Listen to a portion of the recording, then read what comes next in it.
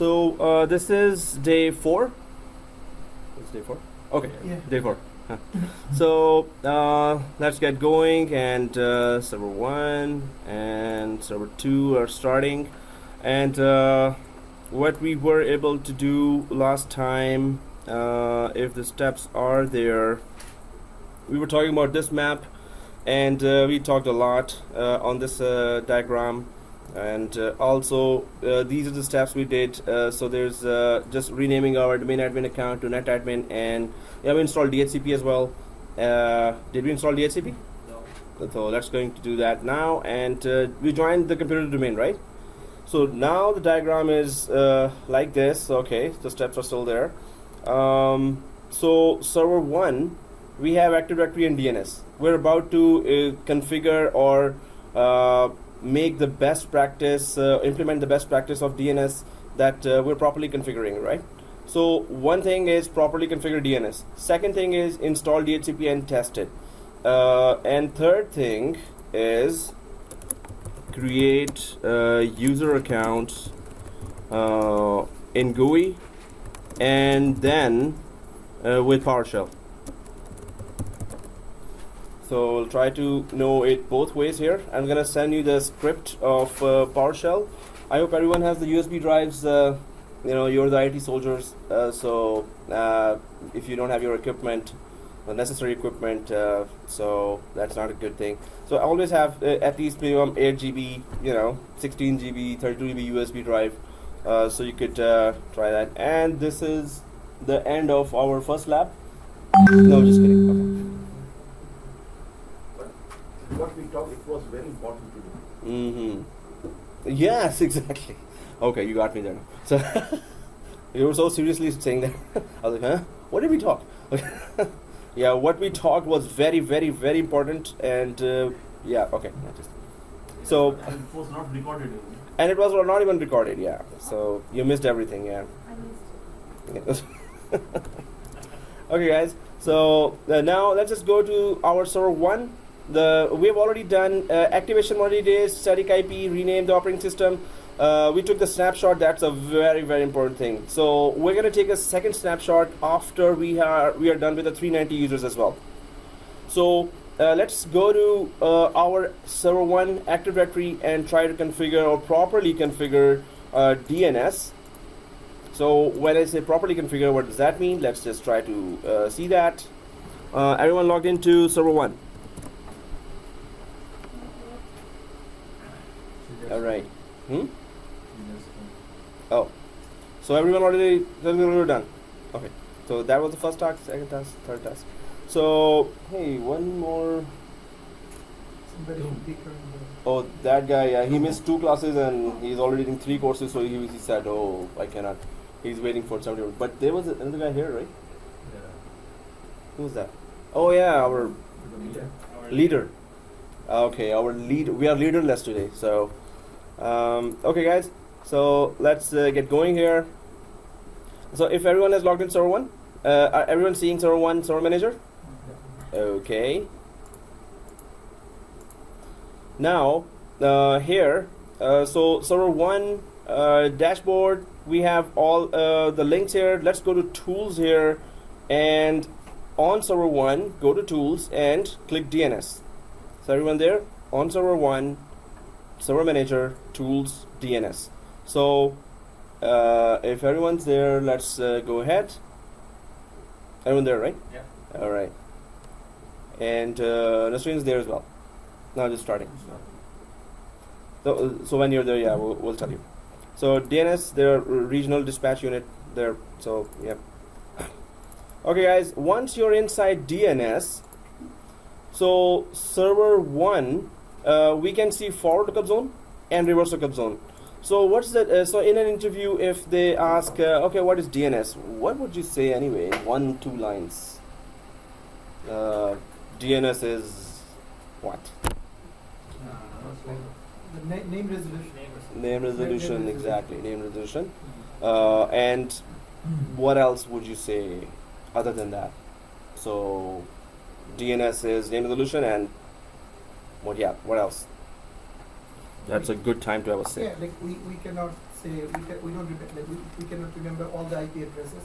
Like suppose if you want to log into Google, like if we don't know that what is the like IP address, but we type the Google and then just because of the like DNS it goes to the Google, right? By name. By name. Okay. That's the forward lookup zone, and then we can do the other way also, like the the reverse lookup zone. That's different. Now that's good. Perfect. So yeah, that's what we can do: forward lookup zone, reverse lookup zone, and we can also say that it resolves host names to IP addresses and IP addresses to host names. So give full definition, right?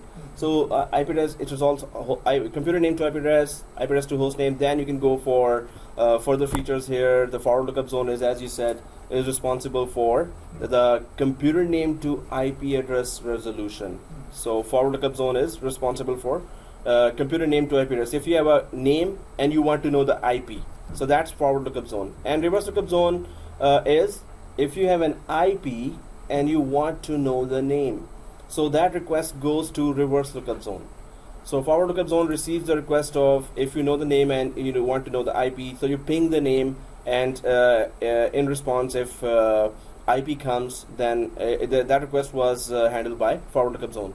And if you ping the IP and name comes, that request was gone to reverse lookup zone, right? So exactly as you said. So within the company, like say within the same company, we can always do the IP. That can what do you call the forward lookup zones. It is the same company, same network, right? So mostly I will go and look for Amir computer, right? Yeah. I do the IP. Okay. So Correct? IP to name is Then the company will go for name. Name? Yeah. IP Sorry. to name is forward lookup zone. So forward lookup zone, computer name to IP, and reverse lookup zone, IP to computer name. But within the company, you're right as well, because within the company we can we can ping IP as well, but we cannot remember all the IPs. That's why we put the names there, right? So that's why if you have all the names of servers, you can easily ping. But it's mainly the name. Humans can remember names, not IPs. But yes, we can go with IPs as well, just to search something. Troubleshooting method, Microsoft always says that also, that first of all, if there's a communication error, go for IP. Go for, are you pinging IP? If you're able to ping IP, then it is something else. Maybe it's a DNS issue that you cannot communicate with the two machines. So IP communication has to be there, and by name communication is the main thing that Microsoft works on, right? But here, right now, guys, there's one command here for DNS, especially the DNS. We use one command here. So first of all, let's go to command prompt with administrator privileges. So how do we go there? Do you see this Windows icon here? Right click and command prompt admin. Command prompt admin. Press yes. Command prompt admin and press yes. Everyone has opened the command prompt? Okay. I did something though. Oops. What happened? So you right click here. No, but I lost Oh, okay. the. Okay. Skip the up arrow. Which one? This one? Yeah, that one. And then go to desktop. Oh, okay. No, right click the start. Oh, yeah. Okay, which one, sir? Right click the Yep. start. And the command prompt run. Yeah. Not run. We can. Command prompt admin. Command prompt admin. Okay, got it. So right click this one and this one. So all the links are here, right? Okay, guys. So once you're there, there's a DNS command. There's a command for DNS, which is ns lookup. So ns lookup. It's not lookup. Oh, it's ns lookup. And this command will tell you what server is the DNS server, and does it give you FQDN. What is an FQDN? Fully qualified domain name, right? FQDN. So type nslookup and press enter. What we are expecting here, so once you type nslookup, you should be seeing this: default server, localhost, address 127. Maybe you're looking something else, maybe it's showing something else as well, it's okay. The thing is that what we are expecting is the main important thing here. Default server, it should show what? Over here it's saying that NS is not recognized. So check the spelling. NSLOOKUP, one word. Space. Yeah, one word. No space. So it's one word. NS lookup. Yeah. So guys, here what I wanted to show you was that we should be whenever we suppose there are 10,000 computers there, 5,000 computers there, and you go to any computer in the environment, Windows 8, Windows 7. So this, whenever you log in as an administrator and you type the command nslookup, it should give you the correct IP and the correct fully qualified domain name. What is a fully qualified domain name? I just put here server manager and I put the local server here, and fully qualified domain name would be server1.netplusdomain.local. So whichever computer, whichever server has DNS role installed, its fully qualified domain name will be here. Fully qualified domain name is the name of the computer and the name of the domain. What is the fully qualified domain name? The name of the computer and the name of the domain, right? So server1.netplusdomain.local here. So now it is giving me localhost, which is wrong information, right? And it is giving me even IP is wrong. So this is not the IP of a DNS server, is it? This is the loopback address, right? So this is not the IP of a DNS server. So now what we can do is we will be going to the network card first. So let's just minimize this. Don't cancel it. Just minimize it. So we will be coming back and forth here on the command prompt. So just minimize the command prompt here and go to Ethernet 0. We want to first correct the IP address. So do you see server manager? Go to server manager on server 1, server manager, then go to local server, then go to Ethernet 0. Everyone on Ethernet 0? What is loopback address again? Loopback address is just the computer is saying it's me. So loopback address is pointing to itself. The computer is pointing to itself. So 127.0.0.1 just means it's this local computer. It's me. So I'm just gonna go there and explain why the loopback address is there while we clearly put the correct address there. It changed the address to loopback. But everyone knows where to come. So Ethernet 0, everyone there? Why it's giving a wrong IP address? Oh, well, that's why I'm going there to explain that. So, but that's good. We should be inquisitive. That's very good. And please keep the questions coming. So 200.1 here, click that. I just want to make sure everyone's there first. So Ethernet 0 and double click that. Everyone there? Yeah. Okay. And properties. And make sure when you're here, do you have this unchecked? Yes, it is 6 is Uncheck, unchecked. okay. So now I'm not taking the name of the places. So I want everyone to look at the board as well. So if this is unchecked, then we can click this and double click this, right?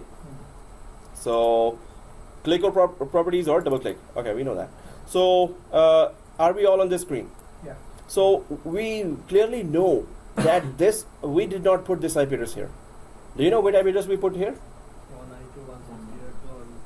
0, 200.1, exactly. So 200.1 we put there, but why did it change to loopback address? This only happens once in a lifetime. No, not lifetime. Whenever you install Active Directory and DNS, especially whenever you're installing a DNS, if the server sees that, oh, DNS is myself, so the preferred DNS server, it changes that IP to me. Like 127.0.0.1 means the server is pointing to itself, right? Because DNS is installed there, as soon as it restarted, it realized that, oh, DNS is installed on top of me, so let me just point to myself. Whenever it's asking preferred, what is your preferred DNS? It's me. So that's why it only happened once. Once you install DNS the first time, it restarts and it changes that IP to itself, and we have to just change it back. Once now we change it back, it's never going to change again, no matter how many times we restart. Only when it discovers, oh, DNS is myself, so why don't I just point to myself and prefer DNS? So that's the only reason why you will see it here.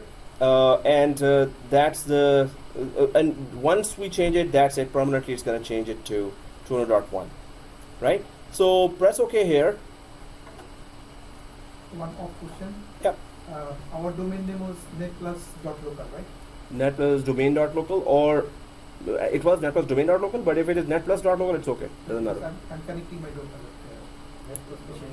It- Yeah, we created netplus domain.local, but but it's not compulsory. If you have already created and you have restarted the Active Directory and you've given netplus.local, it's okay. Doesn't matter. We can just put any name here. So we should be on the same page. So everything has to be same as well. Yeah, Mhm. Oh, you're changing the domain name? yeah, because I'm connecting the machine. Oh, cool, cool. So, but your domain name is netplus. Okay, cool. Okay, so that's good. And 200.1. So once this is given, everyone has given that. Yeah. So press OK. First thing, OK. Just close. This one as well. Close, Oh, okay, when yeah. you do any changes in IP addresses, it always asks to restart. No. When we make change to the name, then it always asks for restart, but not for IP address. Not for IP address we can change and it won't restart. Why So- version 6 not checked? Okay, yeah. Why version 6? We did not check because version 6 is not implemented yet. It is a very lengthy, IP address, and it's going to be implemented in near future. That's what we have been saying for last 5-6 years. That near future is going to be implemented. But whenever the whole planet is ready to adopt the bigger, longer IP with billions and billions of IP addresses, so we can start checking. And Windows 2016 will push it. Windows 2016 new one will really push us to the using of IPv6. Hey, all right, So I did not forget anything. the king, man, you got it, man. That's good. That's good. And did you rename I renamed that one. the domain admin as well? Yeah, I renamed to netadmin. Perfect. You're there with us. El perfecto. So, problem the machine will be stuck now. oh, okay. The second one, right? Second one. Okay, we're okay. We're good. So yeah, let's keep doing that. Did you do that on the server one? This one? Yeah, I You did already. the server on. Oh, perfect, man. Way to go. So perfect. Let's just press OK here, right? So, but keep the questions coming, guys. So yes, we're gonna keep it unchecked because when we troubleshoot, and we're gonna be troubleshooting throughout the course, so it's gonna give us the long IP, and we're gonna be confused. What is that, right? Because we're not using that, so that's why we're unchecking it. But we will stick to IPv4. A recommendation is do the CCNA course as well, and as soon as possible, or because it's gonna give you the connectivity between not only the computers, how they're connected through switches, right? And it will tell you how to connect to the routers and inter-branch communication as well. What are routers and how they're configured. So CCNA is very, very important if you are going for anything network, and the whole courses are about network applications. VMware is all about networking, right? So CCNA will give you those basics, very sound basics of how the network across the planet works and within the lab, within the organizations work. So CCNA is very, very important, right? So let's just go for IPv4. We just corrected the IPv4. Press OK. Click close. And this window, we don't need that now because we corrected the preferred DNS first, and that's just once we have to do that. So close this one as well, network connections, this one. Now, is our command prompt still open? Yeah. So it was minimized, right? So let's go down and click our command prompt again and put it back here again, right? So don't close it, just minimize it whenever I say it. Right now, open it. Now, do you see this bracket here? Yeah. Everyone sees that? So Control C, press the Control C button to come back to the prompt here, C prompt, and that folder path. Everyone has pressed the Control C button? Yeah. Okay, so press the up arrow key on your keyboard. But So, see, yeah. Control C with mine one, it came to the administrator, not to the. which is okay, doesn't matter. Okay. Yeah. On server 1, right? Yeah. Okay, cool. So NS lookup here. If you press up arrow, what happens? Bring back It brings back so it remembers all the previous 10 commands, right? So up arrow and enter. Now at least the IP address should be correct. right? Yeah. So IP address is correct for everyone. It's the name is still unknown, and we're gonna fix that too. Unknown. Exactly. So we're gonna fix that too, right? So let's minimize it. Don't close it. Just minimize it. And do we have our DNS window open? If I go way down here, in fact, yeah. So do you see this icon? We had opened DNS before. If you do not see that down here, this icon, then go for tools and click DNS, right? If you don't see that, do you see that? So go to tools here, this one, and DNS, this one. Or we can select from on the left side, right? Like dashboard. Here as well, yeah. Here, it's a two-step way, and it's a two-step way here as well as actually. Did you click that? So the other way is that if you click the DNS here, suppose on the left side in the server manager, then you go to the right side, then you have to right click here. This is another way to do the same thing, right? DNS, then right click here and DNS manager. That's how also the same thing happens, that you go to tools and DNS, right? So okay, DNS and so anyway, DNS is open for everyone, right? So let's just go for our, now you should be seeing forward lookup zone. So if your DNS is closed like this, expand that. And then we can expand the forward lookup zone only now. Just open forward lookup zone, this one, forward lookup zone. Do you see? Forward is named to IP address, right? Yeah, name to IP, and reverse is IP to name. Now he's going to Perfect. change the name there. That's what he's going to do. Change the name? He will change the name, like that's how that will fix, because there was name unknown. Yeah, we're gonna install reverse lookup zone Yeah. for that, to fix that. Hey, you're remembering everything. I thought I don't remember. Good. I thought I lost completely. That's why the first class I was. I think it's the breakfast today. Hmm. What was the breakfast today?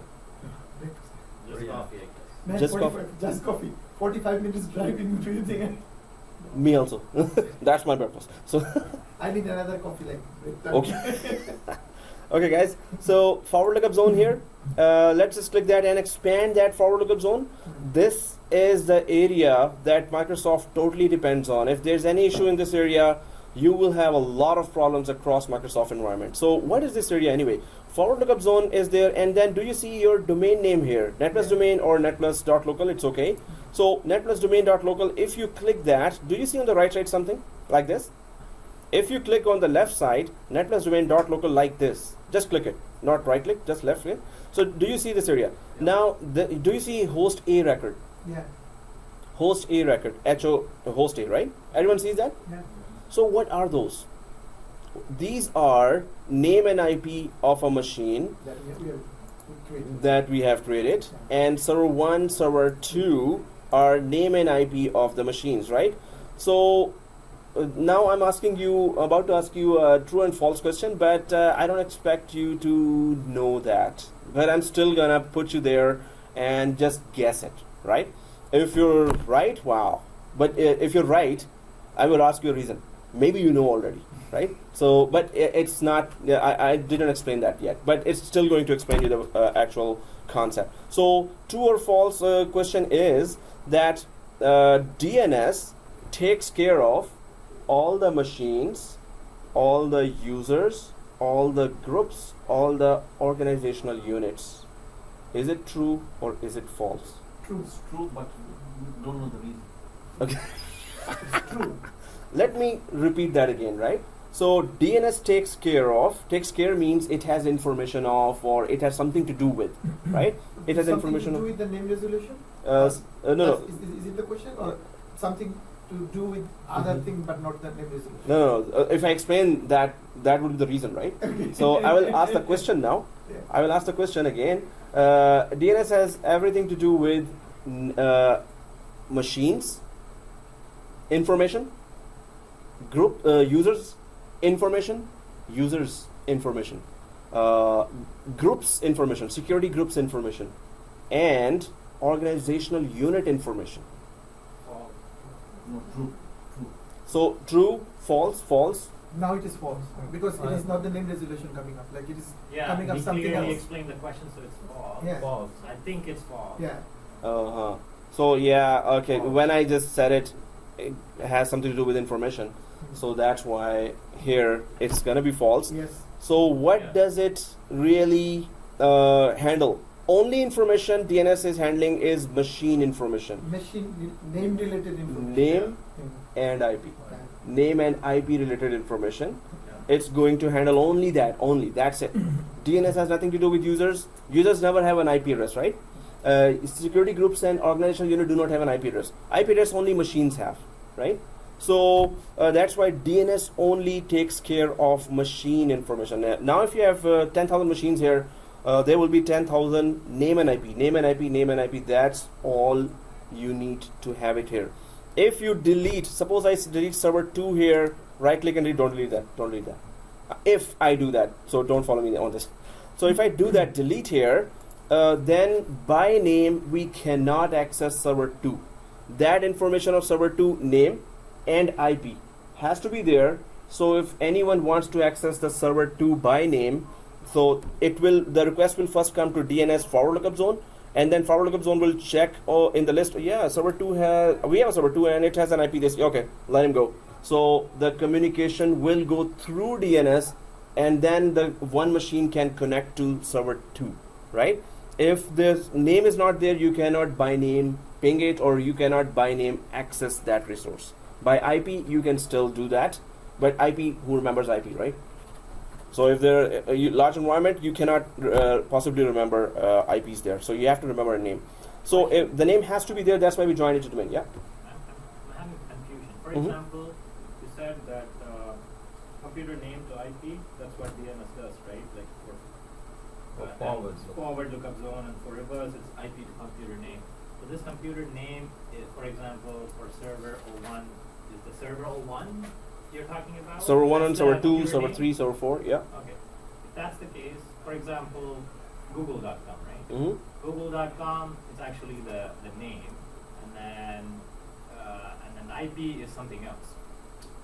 But the Google.com is for the server. The Google.com is actually a Google server, right?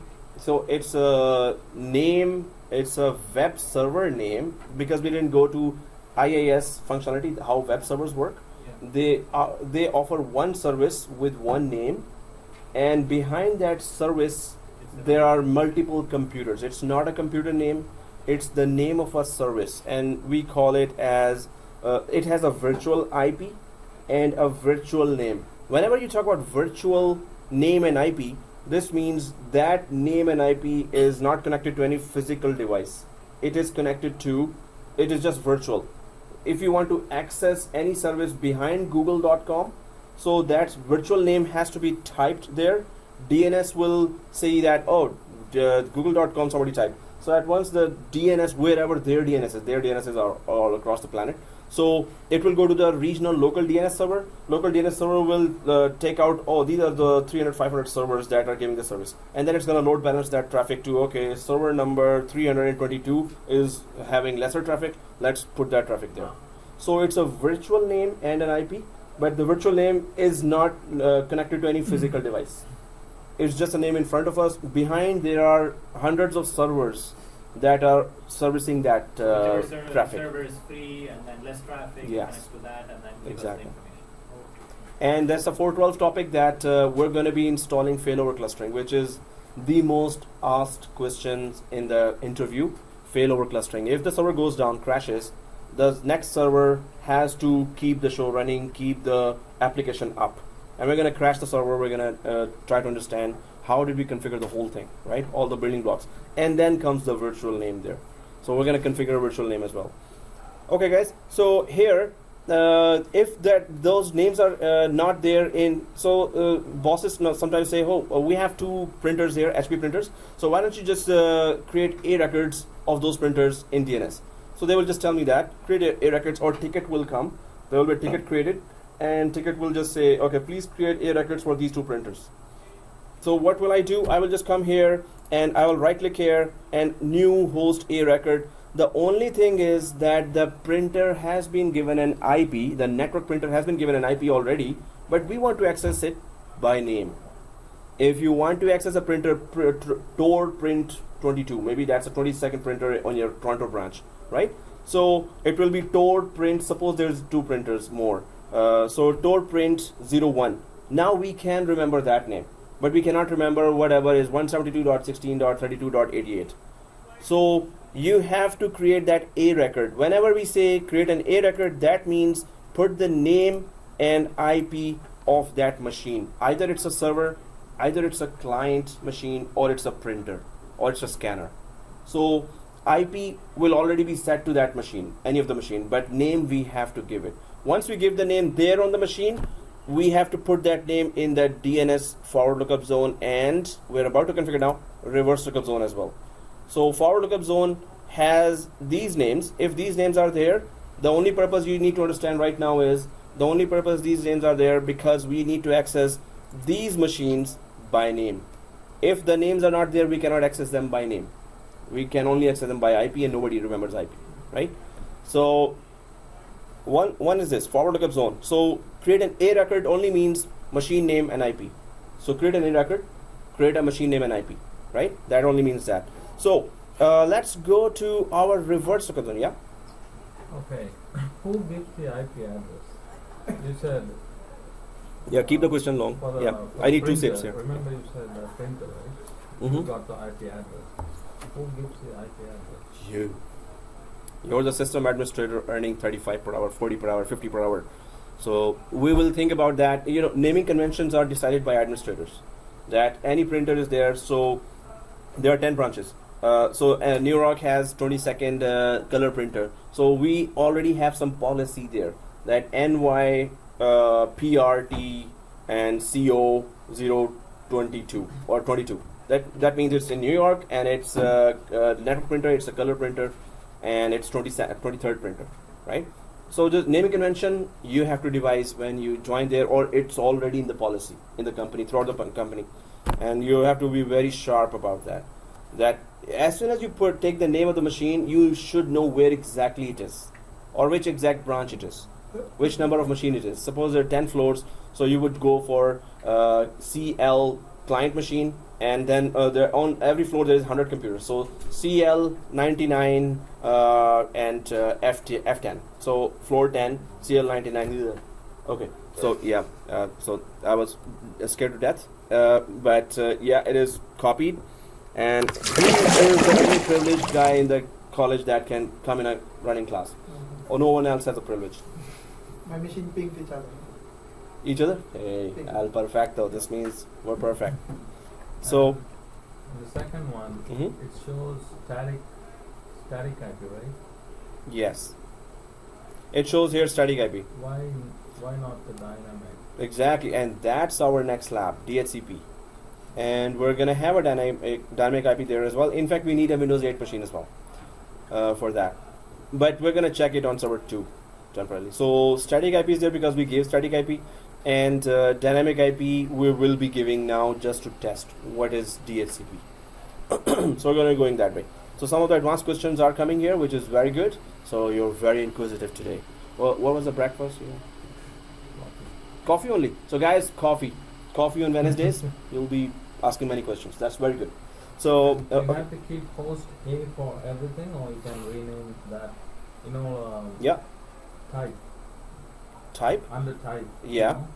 So we can have there are many other types of records there as well. Alias and main exchanger and PTR records as well. And type here. Oh, type here. Yeah, this one. This one I'm talking about. So there are many other types of records as well. This is just a host A record. There are many other types of records. So we're going to be talking that in detail. So let's go to reverse lookup zone, guys, and let's see what's inside reverse lookup zone. Nothing? When you click reverse lookup zone, is there something there?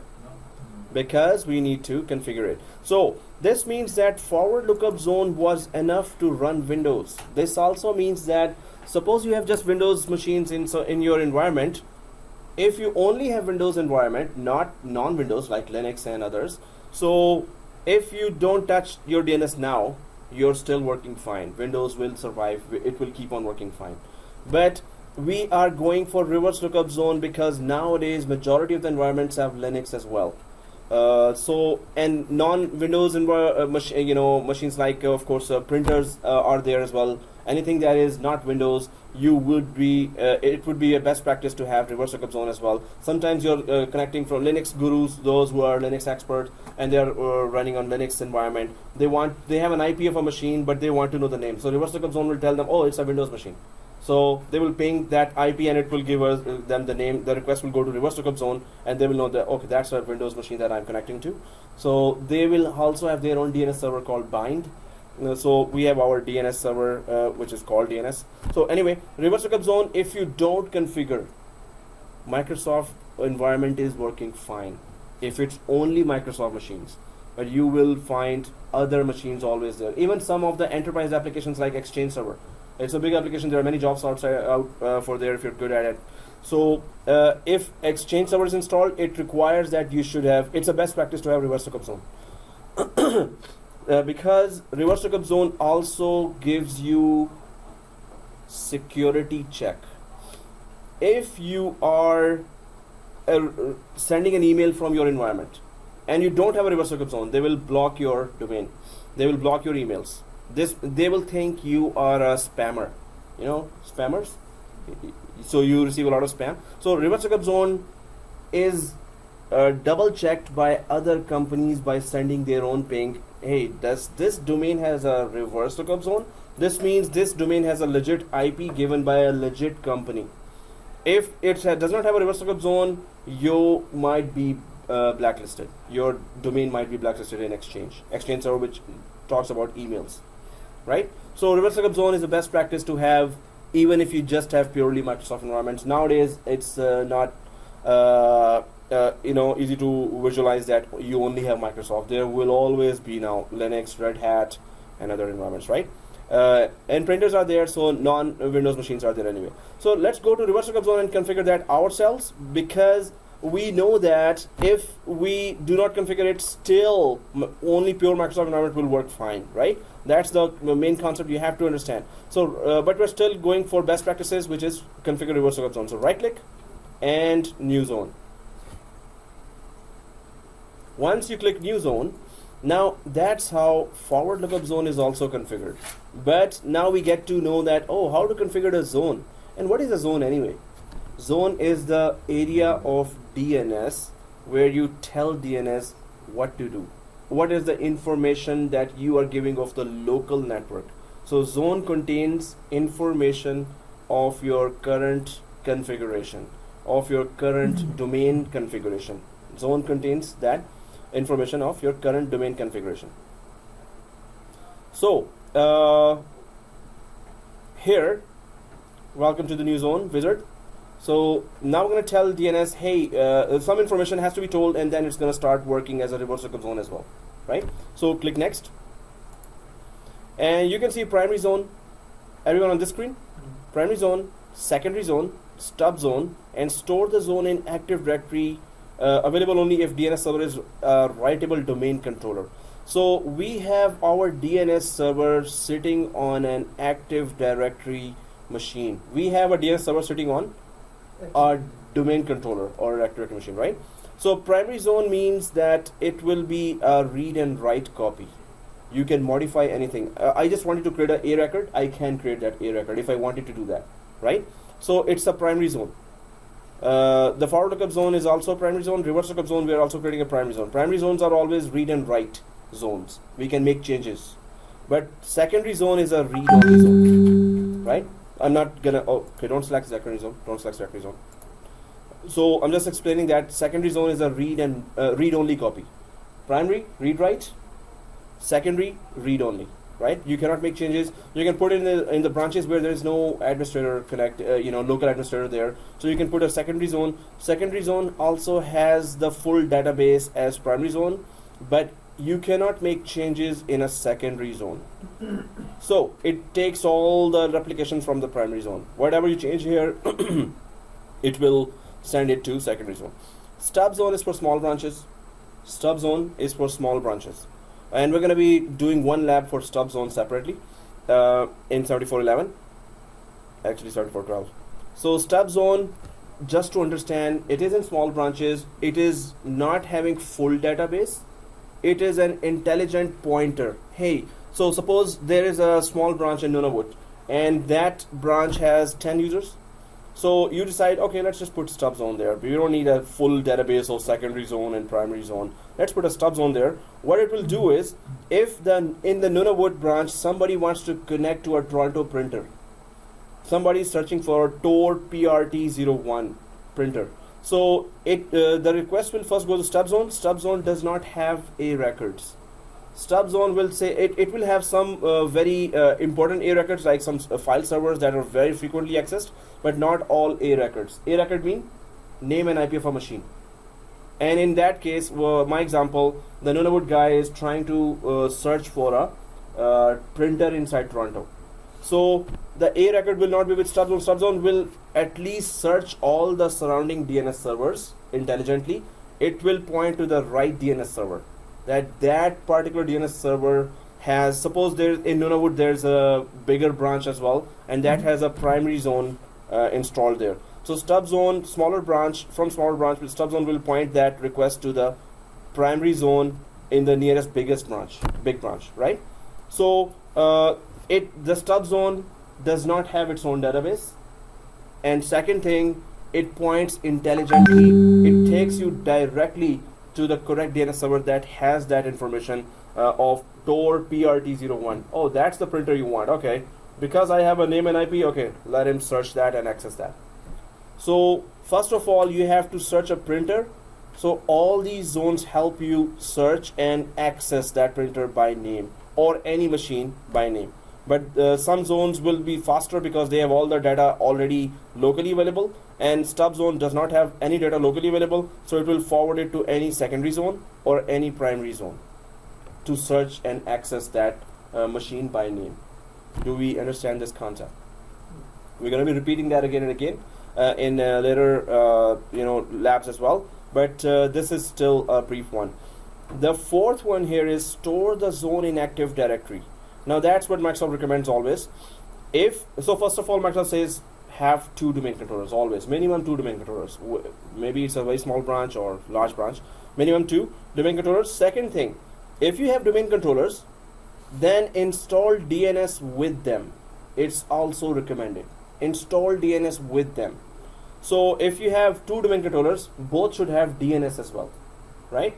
And what's the benefit of that? So if I create a diagram here, there are 2 benefits. Security. One is security. So if we go to our server 1, server 2. Is server 2 a domain controller? It's not Active Directory is not installed. Are you sure? Yes, I am sure. No. Michael, is server 2 a domain controller? You're Michael, right? Okay, thank God, I got it right. So I was just guessing. Hey, I think that guy was Michael. So, okay, it's time to wake up. No, okay. Yeah. So server 2 is a domain controller. Anyone? I'm just looking for most vulnerable. Then you can ask why it's not domain controller. So okay, why is it not a domain controller? Because it does not have DNS, right? No, I was trapping you now. Okay, so it does not have Active Directory. So okay, many of us need coffee right now. So Quick coffee break. hey, at 12 o'clock, man. Just go and come back. That takes 15 minutes minimum. Just go and come back. Yeah, don't do that. Yeah, I know it's busy there all the time. Yeah. That's another problem. that's a It's big, not far, but that's a it's busy. very busy. So okay, guys.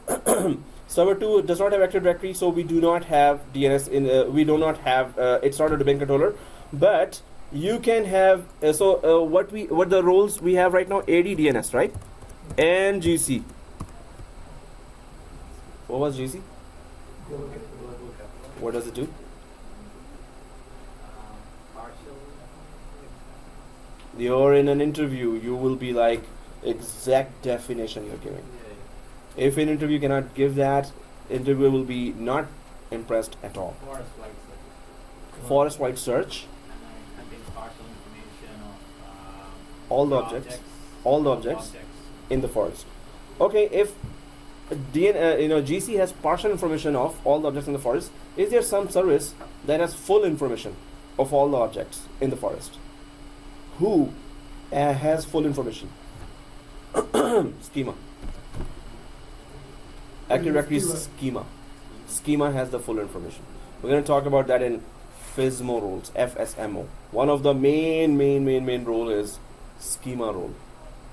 That's why. So all 5 FSMO roles are very important, but one is the schema role. And schema has all the information of every object in the forest. It has actually classes and attributes of all the objects in the forest, but we're going to talk in detail in FSMO. Okay, what I was saying here is that if you put the same services here as well, AD, DNS, and GC here, is that a good idea or a bad idea?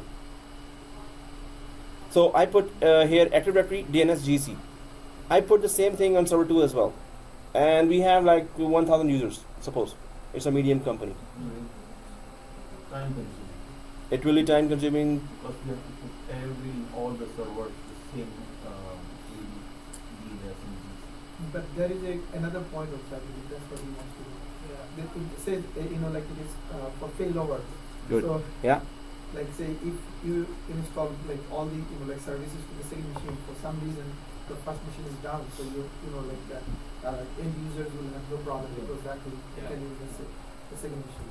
That's the reason, exactly. So, but what you said there is another point, and that is main reason the show must go on, right?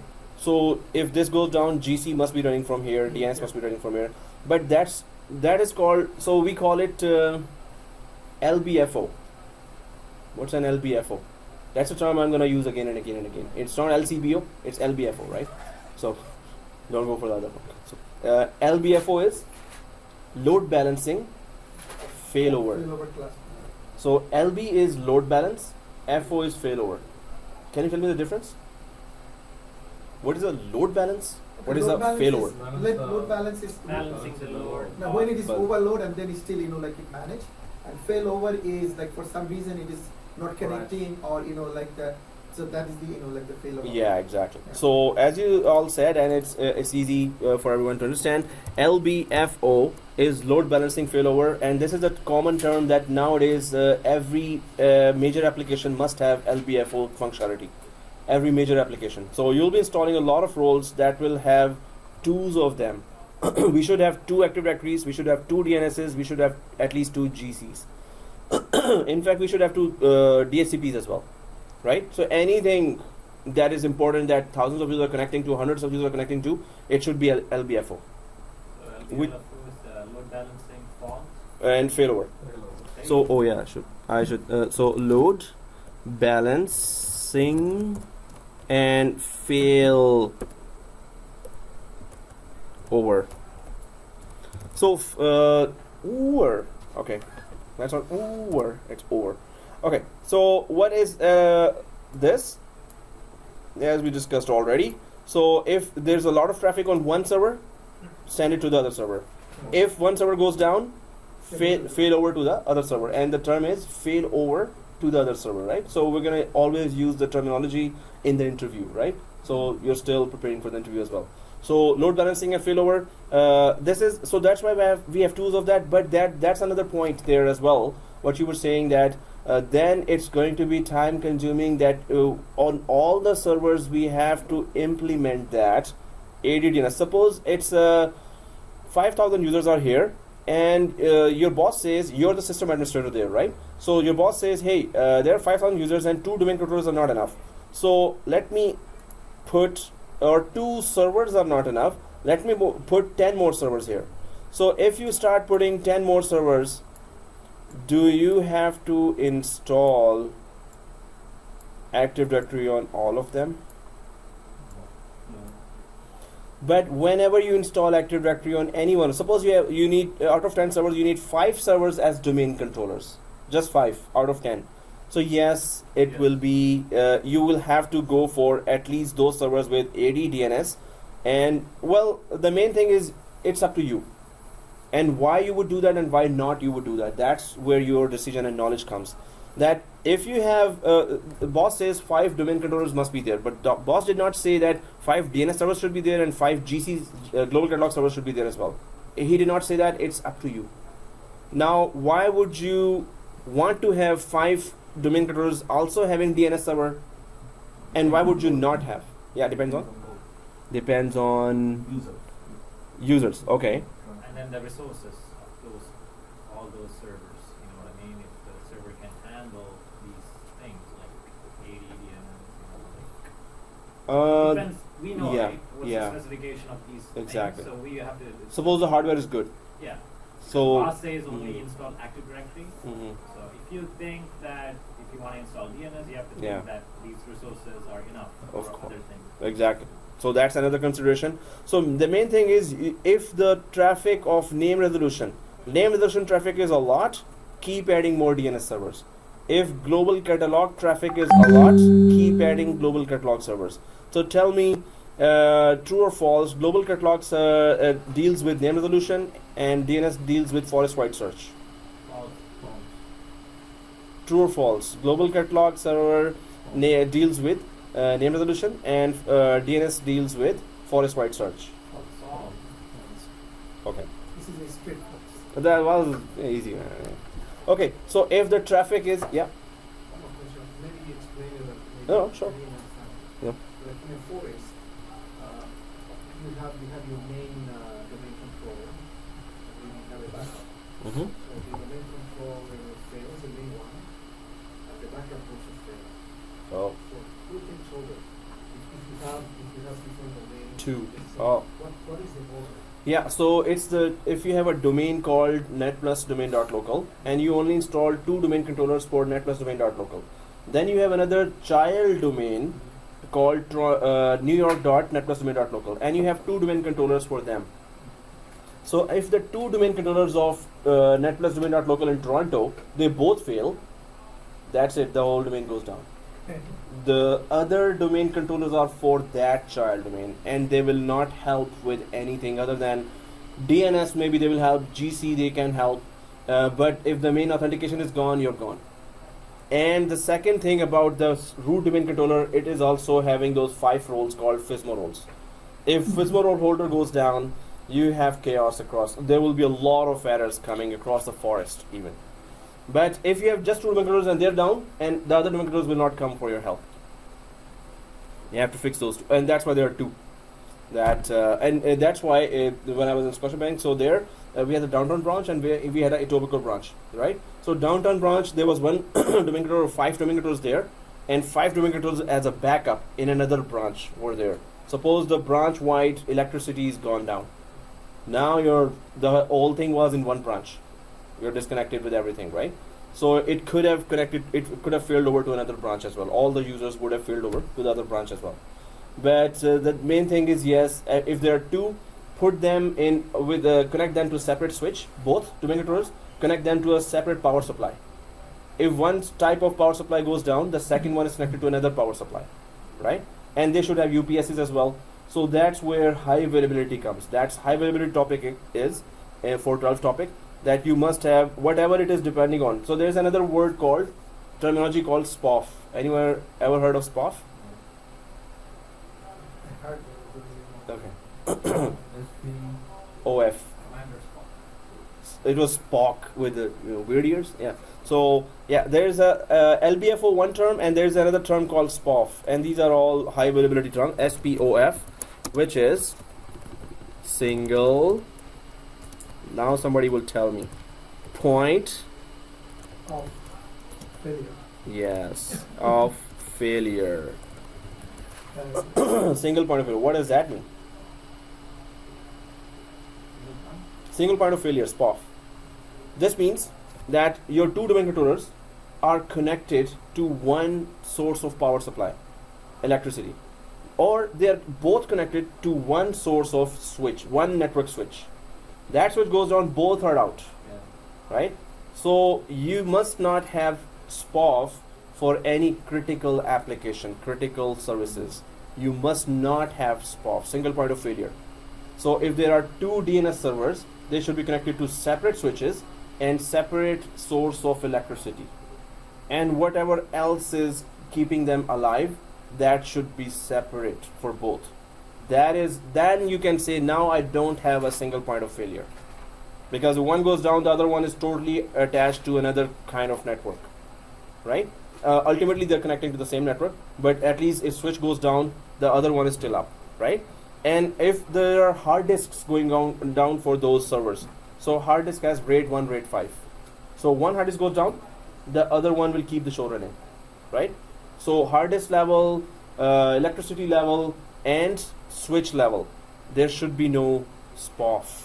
So that's where you, system administrator, come and you check that this is a critical server, and why do we have all these 5 critical servers having the same source of electricity? So can we invest more and sharply design our network to remove all the SPOFs from there, right? We're not dependent on any one thing for one critical service, right? Suppose, and all the critical services should have 2 of them. 2 DNS servers, 2 domain controllers, 2 DHCP, 2 GCs. So that's where we should be always having high availability in our mind and scalability for next 2 years. Suppose the company says that, oh, let's just add 2 more servers, and we will never be expanding. We don't have any plans of expanding. And the next year, your business goes so boom and so expands the business. So you must have already planned your current network that it might scale up to 2 years. If in 2 years you have 1,000 more users coming, so it should be scalable up to 2 years, right? Up to 2 years of expansion. So this means that you're predicting that, okay, maybe they say that their business is actually going down. Maybe it goes up and they hire 10 more or 500 more employees. So they will then blame me that, okay, why didn't you plan it like that? And now they're saying, no, just bring 2 servers. So always keep that point of scalability there, that option of scalability there, right? So these are all the best practices for system administrator that you always take care of. But let's just go for 80 DNS GC and oh, there was a very dangerous message coming to me here that it's about to restart. And last time when I did ignore that, I lost the video. Oh. I think we can survive till 12. Okay, guys, so 80 DNS here. So the planning, design, and understanding of it is the main thing, right? So let's just go ahead and try to go for that reverse lookup zone here. So we were installing reverse lookup zone because it's the best practice. Even if it's a pure Microsoft environment, you should still be doing that. And second thing, if you have 2 DNS servers, it's the best practice to have DNS on the second Active Directory or second domain controller as well, right? So primary, secondary, stub zone, and store the zone in Active Directory. We're not changing anything on this. Let's click next. And then this option, if you're on this page, it says that do you want to tell other DNS servers that, hey, I have a reverse lookup zone now. So do you have another DNS server to tell? So it says, yeah, it says that if in the domain you have another DNS server, do you want to tell it? And the above option says that if you across the forest, if you have many DNS servers, do you want to inform them all or replicate this information to all DNS servers that, hey, I have now a reverse lookup zone as well, right? And if you have an older server, do you want to tell that older server as well? So in our case, we just have 1 DNS server, so this does not apply to us. So whatever is the default option is okay. So click next. We are just using IPv4 reverse lookup zone. We're not using IPv6. When we implement the whole IPv6, then we're going to be worrying about that. So nothing to change here. IPv4 and next. Here it's asking, what is your network ID? What's a network ID? Computer name, computer ID, IP address.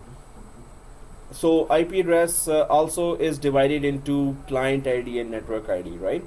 So if I go for the network card configuration here, don't go, well, I'm just showing there. If you want to go, it's up to you. So if you go here, so if it is 255.255.255.0, we're not going to go in depth, but we're going to go later. So this means that this is a network ID. This means that this is the ID that will not change. The only ID that will change is the 0, which is always used for client ID. Why client ID always changes? Because if you have 100 clients and one network, the network, this is a network, and you have 14 clients here, right? So clients are many, network is just one. Everyone is connected to just one network, right? So network ID does not have to change. Network is not changing. Network is just one, clients are many, right? clients are many, and so if clients are many, so you would just change the client ID. This will be 200.1, 200.2, 200.3, 200.4, 5, 6, 7, 8, 9, 10, 11, because clients are many, right? Network is just one this room.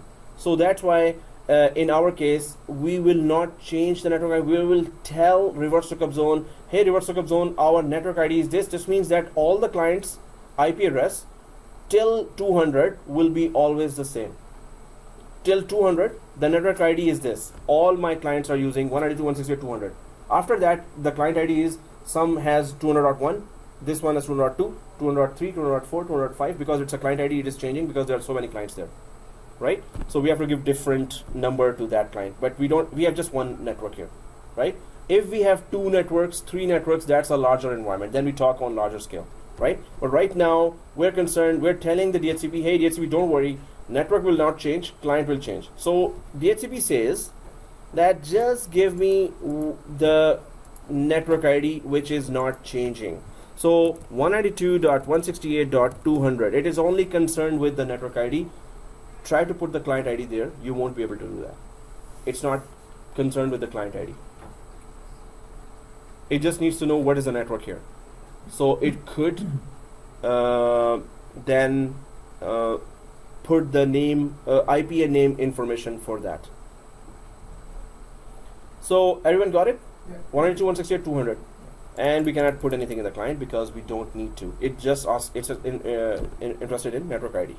Click next. Now there is a allow only secure dynamic updates. So dynamic means automatic updates are okay, and secure means what? That you have 4 commandos and missile, anti-missile. The updates you're DARPA. getting is, you have to make sure that you're getting in a secure way. So when we say secure, what do you mean by secure? How do you call something, oh, now it is secure? What did you do just now that it is secure now? Or it is unsecure?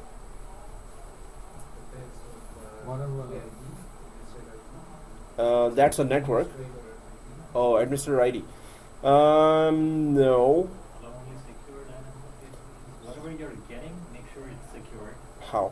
How? Firewall? Well, firewall is already there, but what Active Directory is calling secure here? So we have to talk about that. So what is secure here is that the DNS updates, secure dynamic updates. So suppose I create an A record here. Suppose I create an A record in a DNS that is already joined to domain, that is already on top of an Active Directory. Active Directory knows this DNS because that computer is joined to domain, right? Any computer that is joined to domain is a secure computer in the context of Active Directory. Active Directory looks at it, oh, I know this computer, so it is secure, right? Because it is joined to domain. There are some computers in some companies that they install DNS, but they don't join that computer to the domain. So Active Directory has no idea about that computer. So if you want to handle secure, so see the second option, allow both non-secure and secure dynamic updates. So it is saying that accept updates from those computers which are not joined to domain but still have a DNS server that is willing to send updates to our DNS server. Our DNS server is joined to domain. It is under the umbrella of Active Directory. The other DNS server, I don't know who that is, right? Because Active Directory does not know it. So this means there is no secure communication, encrypted communication going on with that computer and Active Directory. This means we have no idea if it is secure or not. It could be a hacker DNS server as well, right? So secure and non-secure just means that. So we're going to select this one, the top one here, which is secure dynamic updates. If the second DNS server is also joined to the domain and the first DNS server is also joined to the domain or part of the Active Directory, if that computer is part of Active Directory, actually they are domain controller itself, right? So they are already very secure.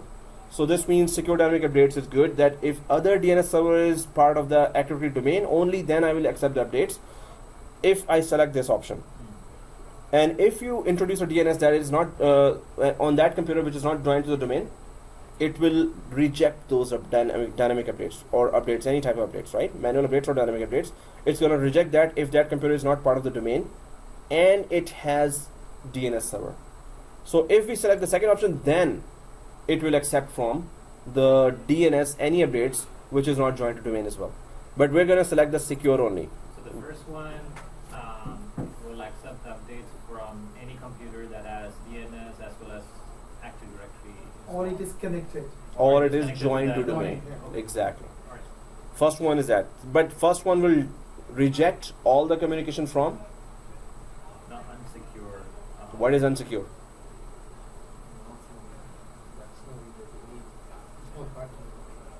So if the DNS is installed on a computer that is not part of the domain, Yeah. that is an unsecure computer.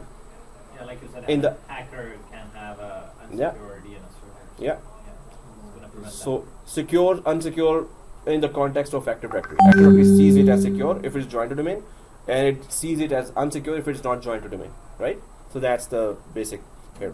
So let's just go for the secure one, and top option here, and do not allow dynamic updates. This is not good. You have to manually then create A records and pointer records if you don't allow that. So we're not going to go for that. We're just going to go for the first one, top one. Okay, click next. You said manual updates and dynamic updates, right? Yeah. What is the... So dynamic updates are automatic. So I create an A record here. Automatically the other DNS will get that. Manual is I create an A record here and I will go there, connect there, and create that same record there as well. Okay guys, so click finish. So here forward lookup zone and reverse lookup zone are created. So we can click the server 1 here like this and refresh it a couple of million times. That's it. So refresh server 1, click and refresh, right? That's it. So once we refreshed it, now is the command prompt still open? Command prompt still open. So if the command prompt is still open, Control C out of that, Control C out of that, and up arrow key to put the NS lookup back here. So first press Control C, so you should be out of that interactive interface of this bracket. So and then go for NS lookup, enter. Still unknown, everyone? Yeah. Now we run the two commands, which is ipconfig flush DNS and register DNS, and now it's going to fix it. So Control C out of it again. Control C out of it again. The first command, and these two commands are very important for DNS troubleshooting as well, right? So ipconfig space /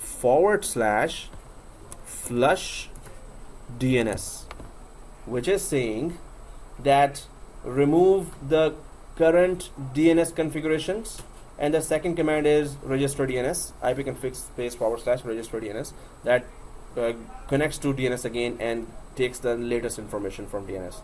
So flush DNS, FLUSH DNS is one word here, right? So press enter. Is it case sensitive? Nope.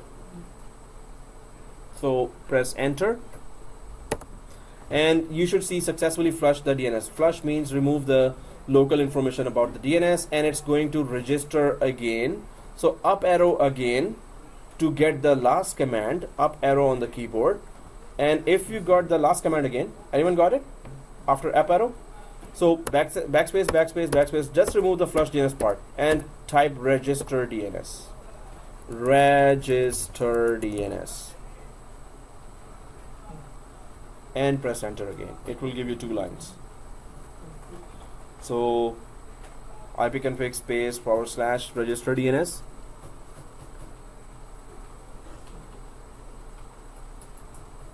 What is the first command? Flush DNS. Flush DNS. FLUSH. So it should exactly look like this. Successfully flushed. If it is other than that, then check the spellings. So everyone was able to put the correct. So I'm just gonna press enter on the register DNS as well. Enter, and it's gonna give you 2 lines. That is, if there is any error, then it will inform you in the event viewer. So this means also is okay. So first is this command, and second is this command. Were everyone able to put that command correctly?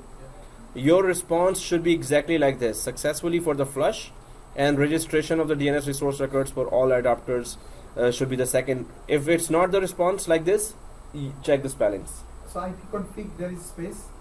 No. Yeah, it's exactly like that. ipconfig space / flush DNS. Guys, is this okay or this okay? That's okay. This is okay. Okay. For me, I don't know. Maybe it's Well, you said it with such passion that everyone is quiet now. no, because that is too dark. Okay. I'm getting a message that request for operation requires elevation. Oh, so you did not open it as an administrator. So how do we do that?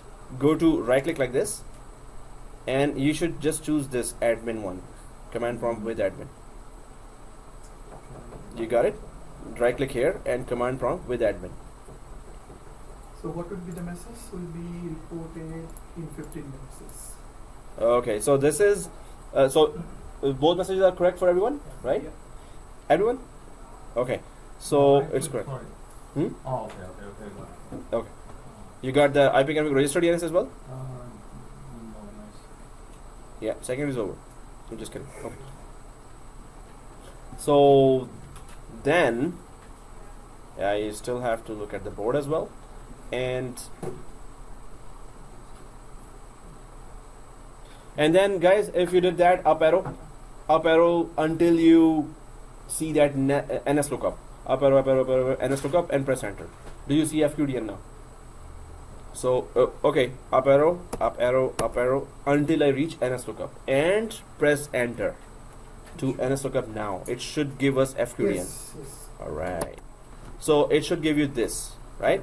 server1.networkdomain.local. So now suppose you have a huge environment and you go to any Windows 7, Windows 8, Windows 10 computer, log in as a system administrator, and then type NS lookup. It should give you the correct information. That who is our DNS, which is our DNS server. Nasreen, you got the same one?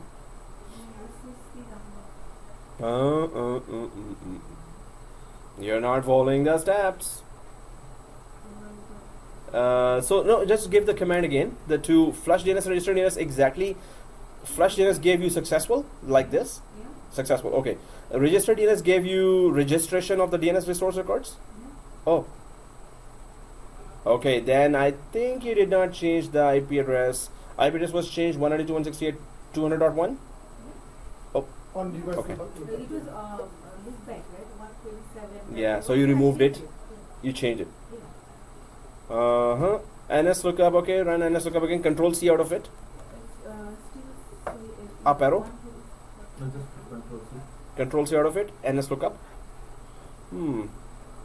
We were going very slow.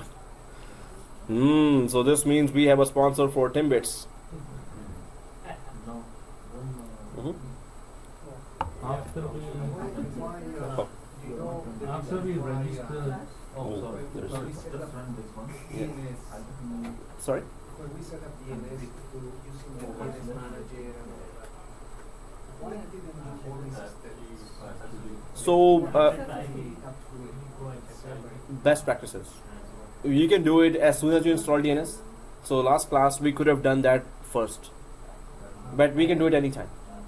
So that's why the DNS manager is not doing that for us. Oh, okay.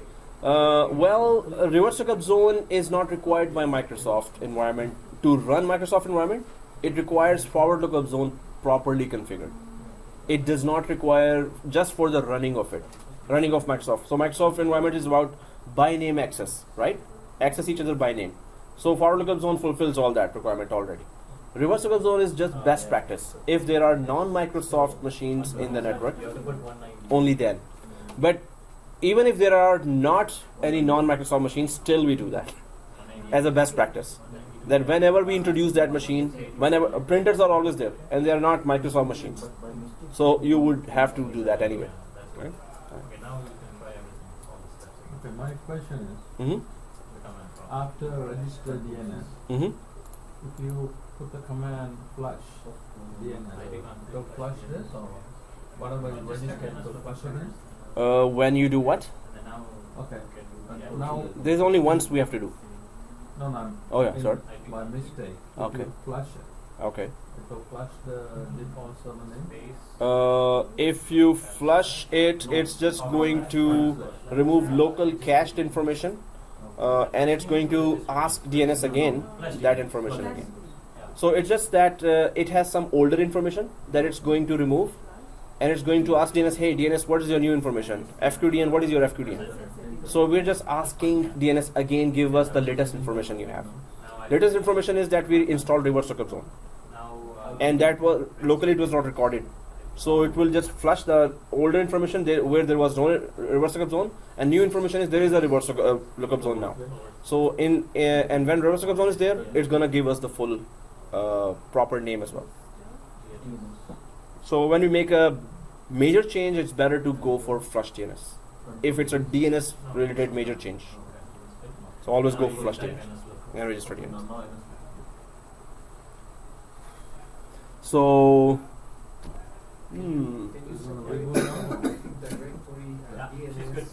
Okay, thank you, sirs. Thank you very much. Yeah, sorry, what were you saying? Can you separate Active Directory in one machine and DNS from Yes, we can. And DNS directory do not take much memory, much storage, much processing. But if it's a huge environment, then you should have a lot of those. Like if you have 100,000 users, so you at least 20 domain controllers or 15 domain controllers. And Microsoft says, yes, best practice is to go for Active Directory and DNS on the same machine. Best practice, because then you will have another Active Directory and DNS on another machine and another Active Directory DNS on another machine. So they will all be loading the share as well. So they have to be together. It's better to have them together, but technically we can put them separate as well if you want it. So guys, let's just go for DHCP now. So if NS lookup is working fine, now DHCP's turn is there. And what is DHCP anyway? So on server 1, close the DNS manager. On server 1, close the DNS manager like this, and then close the DNS manager window, and then we can go to dashboard on server 1.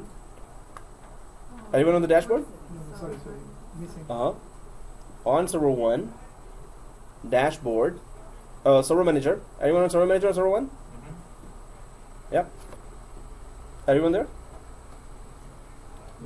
Okay. So and server manager, and then dashboard, and then add roles and features. Do you see add roles and features? Everyone sees that? Everyone sees that? Okay. Click that, and now there's the third role. Yep. Oh, okay. So it's are you on server manager? Yeah. Are you on dashboard? Do you see add roles and features? Go to dashboard. The first option. The first option here. Another sponsor of 10May2017. Okay. Okay, dashboard. And do you see add roles and features, everyone? Yeah. Okay. So click the add roles and features. And why do we go here? Because we're about to install the third role, Yes. without which our environment is not complete. DHCP.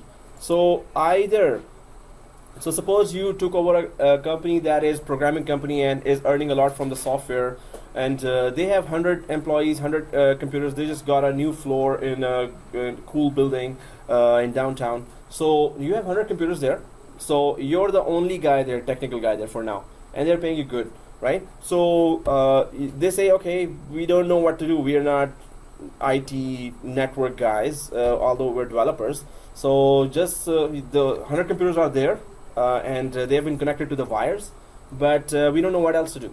So you would be going for installing Windows 7 or 8 or 10. After that, you will be worried about the IP address. So either you can go to each machine and put a static IP to all the 100 machines, or you don't have to go to each machine and give an IP. Instead, let DHCP do that. So DHCP is Dynamic Host Configuration Protocol. Let's just write it down. And some of the attributes of DHCP are, and I asked that question before as well, we use DHCP every day. True or false? Yeah. We do, right? Yes. Okay. So DHCP is Dynamic Host Configuration Protocol. So Dynamic Host Configuration Protocol, and what it does? Okay, create IP. That's it. Okay. Broadcast IP to all the So, computers. yeah, broadcast IP to all the. So what we can do first in a definition, automatic IP management, which includes creating IP, and giving IP, removing IP. Removing IP also? Yeah, taking away IP, automatic IP management. It has many features here. So whichever computer does not have an IP, DHCP will automatically give IP from its range, from its IP range to that machine. So whichever computer does not have an IP, and it is set up to look for a DHCP server, every machine which is not given static IP or manual IP is always set up to look for an IP address. Suppose this is my okay, let's go to our network here. So I'll just quickly show you this network card setting. So if you want any server, don't do that. I'm just showing you, don't follow me for this one, right? So if I double click V4 here, so if I put that, select that option, obtain an IP address automatically and obtain DNS server address automatically. So by default, when you install any machine, they are always on obtain an IP address automatically. They're always set up, unless we go there and statically or manually give an IP there. They're always set up on obtain an IP address automatically. So this means the machines are already programmed to search for a local DHCP server. If there is a DHCP server, they're gonna just grab an IP right away. If they don't detect a DHCP server, what will happen? It's going to give the default 169. Yes, exactly. So it's going to give the IP. So how DHCP is working, whichever computer does not have an IP, DHCP will automatically give IP from its IP range to that machine. And if no local DHCP can be contacted, then the machine gets a PIPA. Oh, okay. Then machine gets a PIPA. What's a PIPA? Automatic private IP addressing. It is automatic private IP addressing, which always starts with 169.254.x.x. So whenever you see a machine IP starting from 169.254, first thing, it does not have a static IP. Second thing, it could not contact a local DHCP. Two things. It does not have a static IP, it could not contact a local DHCP.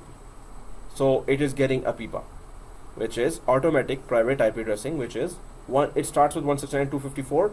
So it's another private IP, but that we also cannot use. It is automatically given to a machine that cannot locate a DHCP, right? So this is very important to understand and remember as well. So automatic private IP addressing. So what if when the machine does locate a DHCP, local DHCP, it gets an IP sequentially. What does that mean? So we tell DHCP, hey DHCP server, from today you're gonna be distributing IP addresses from this range to this range, which I am telling you, which I am giving you as a system administrator. I'm going to give you a range, and your job is to start sequentially giving an IP address to all the machines in the network. So we're about to configure DHCP, right? So we're going to give a range there. So it gets an IP address sequentially. So in the range, if it starts from any number, that first IP will be given. Then the second machine starts on floor 17th, and that will get a second IP address. Yeah. Yeah. If you give the sequence, the machine numbers and everything, in between, if you have manually entered some IP, what will happen? So manually entered IP should not be in the DHCP range that we give. So we gave that manual enter ID. Human error if you don't know. And Oh. why this some IP? What it does then? IP conflict. There will be an IP conflict. Both will not be able to connect to the network. Both This machines. will not override. No. So if DHCP is trying to give while it is already there, then DHCP will give the same IP to some other one. And if they both have same IP, we're in trouble now. But we are setting up this IP sequential through the server, right? Server automatically. No, he's saying human error.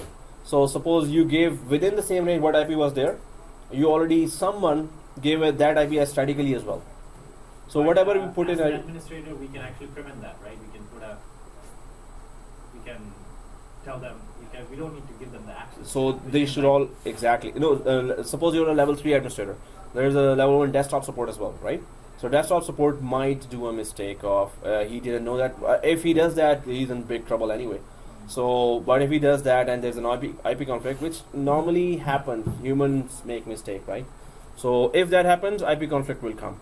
But yes, they should avoid that, and they should have that list which administrator also has. That don't give any static IP.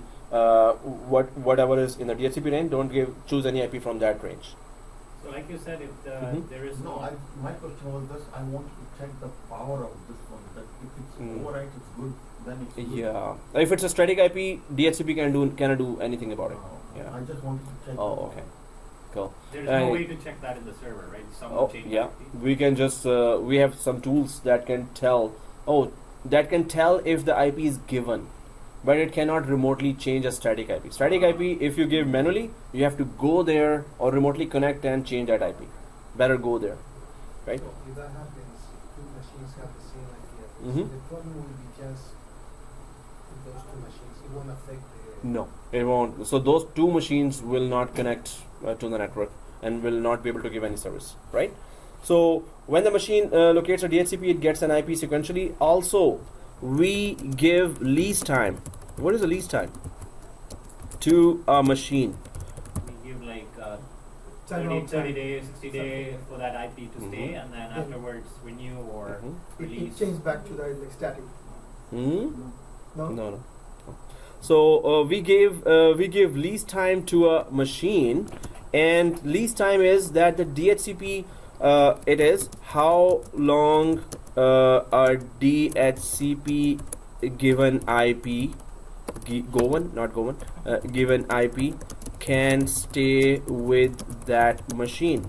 So lease time is given. It could be 8 days, as you said, or say 15 days, or it could be anything, right? 40 days, 50 days, whatever. So we're going to be considering that, and I'm going to ask you some other questions as well. So what happens with the lease time? So suppose you give any of those days, right? What happens with the lease time here? That once the lease time reaches its 50% of the time, then it will check. It will remotely. Then it will check that machine if it is alive or not. What do you mean alive?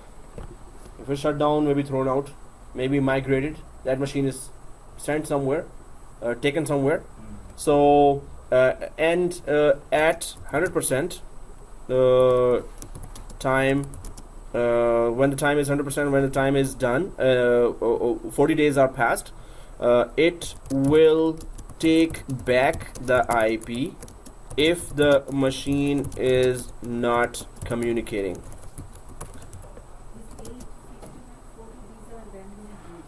These are random days.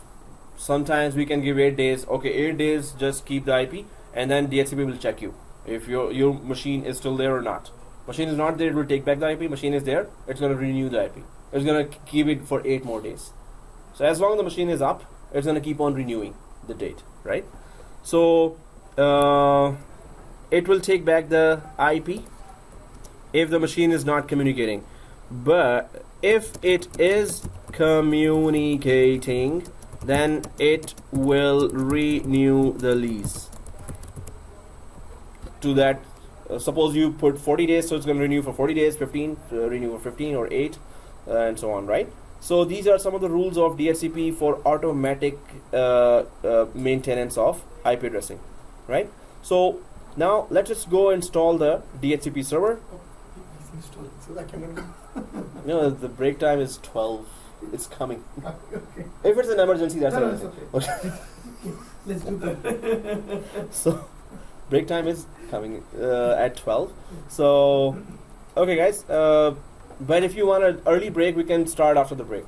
DHCP. No, let's do that. Please. Okay.